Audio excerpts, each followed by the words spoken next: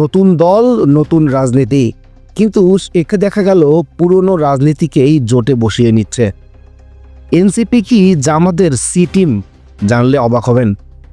এর আগে অনেকেই ভাবছিলেন নতুন রাজনৈতিক দল এনসিপি নিজস্ব পথে নির্বাচন করবে, কিন্তু শেষমেশ তারা জামায়াতে ইসলামীর নেতৃত্বাধীন 10 দলীয় জোটে জোটবদ্ধ হচ্ছে।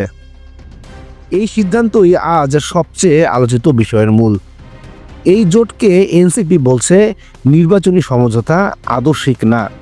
নাহিদ ইসলাম নিজেই এমন মন্তব্য করেছেন।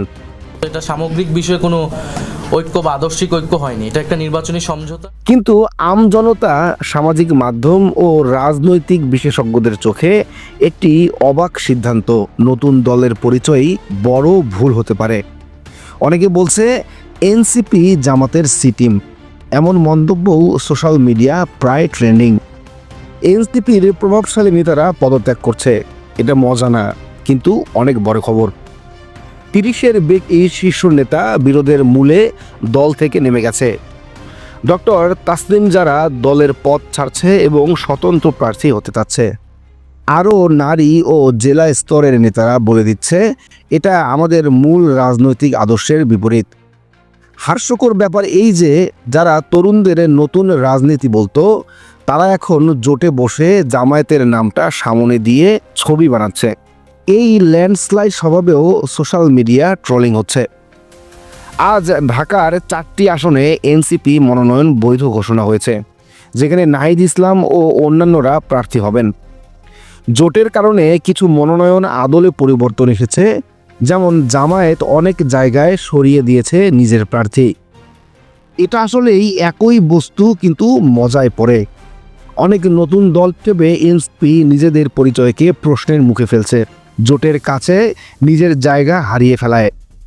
জামায়াতের রাজনৈতিক ইতিহাস বেশ বিরোধীপূর্ণ।